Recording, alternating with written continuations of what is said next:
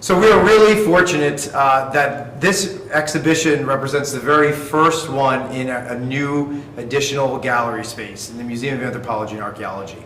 The museum originally was founded with one large space upstairs in the main floor, which we have an exhibit in now. Thanks to the Dean of the College of Science and Mathematics and Joe Sinavashi, Vice President of Buildings and all kinds of things here, we're really fortunate to have been given this other space, which used to be a giant classroom. My office, when I first came here, used to be behind that wall over here. And we kind of transformed it into a gallery. So you guys you lived here for a long time. You spent a lot of the summer working up on this. It's a very architectural exhibit to begin with. You see, all these kinds of things supposed to evoke buildings. So what was it like, working on this? Well, I will say that we couldn't have done this without the Anthropology Club because we had to move so many pieces of furniture and artifacts and work with moving services. We couldn't have done it without them.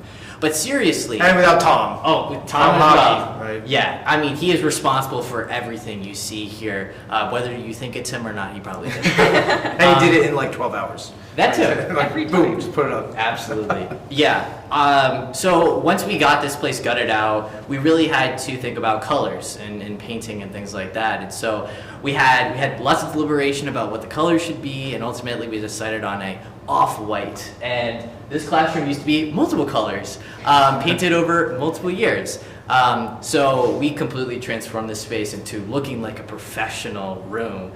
And ultimately, what you see now is the work of like hundreds of hours of people. So painting and building. Absolutely, yeah. So what were some of the things that went in, when we were thinking of this architectural design, because you do see, and the camera can see that there are all these different kind of pieces that are evocative of buildings. We're walking through a space. This is a bodily experience as well. There are colors and design elements. I mean, how did we do all that? Yeah, so we talked a lot in the planning part of the process of exactly how we wanted it to look like, and we wanted to invoke something that was Philadelphian, so coming down to picking colors, we talked about colors so much, they changed quite a bit, but we kind of decided on like a brick red, like kind of from like the old city, to invoke that, and then adding things of like height, the way that you might feel when you're walking through a city and you're surrounded by buildings and you're on the street. We wanted to incorporate all of that as much as possible while we were doing this. I think, one of the other things, Jackie, that we always have to think about is it doesn't look finished until you put the vitrines on top. Yes. This was a particularly challenging for both of you guys, challenging to put this glass over it. Why would that be the case? It's a lot of physical work. They're heavier than you would ever think that they are for things that are hollow. So it's a lot of having to imagine what something is going to look like inside of something before you put it on. So measuring and trying to figure out how to play with height in a way that it's going to look evenly distributed, and have your eye look at different things in like a nice way, while not being able to actually know what it's going to look like until you do it. Right. And after you do it, it's very difficult to change. So it was kind of a lot of planning and rearranging over and over and over again to kind of get the final thing that you want. Right. Yeah, absolutely. And for the exhibit cases themselves, sometimes we're lucky. Previous exhibits have built them and painted them, and so all we need to do is give them a fresh coat of paint.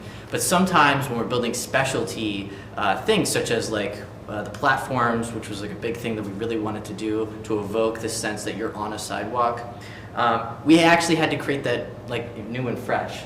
And so there's a lot of work that goes into planning measurements as well as heights and things like that, and just minor details that you think doesn't matter, such as like what does the floor look like, that we have lots of conversations about. Yeah, absolutely. So what do you think, what's a big takeaway? What did you learn the most about doing this kind of exhibit now that you had your hands dirty for many, many hours doing this? Yeah, I mean, there's like a lot of people that help contribute to what a museum is. You know, anywhere from like the people who are like cleaning the building to those who are actually sourcing the artifacts. You know, helping to build this exhibit just gave me a huge appreciation for any space looking pretty at all, but mostly for the museum world and how there are people that are very careful about how they place their objects and what kind of lighting and things like that, and ultimately just how important it is in terms of people's experiences for the museum. Yeah. It takes a village. Yes. It was constant collaboration with people. Like no one could do all this by themselves. It's, Right. and there's just so much more that goes into it than you think. It's not only about artifacts and placing them. It's every little thing that goes into making a space for people to be in. And it's a lot more than you think about when you think of museums. There's a lot of behind the scenes work that you don't Right. think about when you see it. Yeah, and I do want to especially thank Tom Hockey, who is our fabricator here. He does all of the construction for all of our exhibits at the museum, and he's an associate professor of theater. You have Constance Case, who came in. She's a fashion and costume technician, and not only did she work with our fashion exhibit, but she would come around and tinker with everything. This looks better this way, design-wise. Karen Watkins does the same thing. She's an art and design professor, looking at giving feedback after everything is up, so we can tweak things. And of course, Stephanie Thompson, who did a really awesome graphic design for all of the labels, and she did it so fast and so proactively. I mean, again, what makes me happy and satisfied doing this kind of work, it's a lot of work. Tom and I spend hours and hours doing this with you guys, but what really is nice is that I hope that you guys learn from this, but also that you work with a lot of expertise around campus. It's graphic designers, artists, costume coordinators, and things like that. So, hopefully you get something practical out of this for the future. So, thanks for watching this, and enjoy the exhibition. Thank you.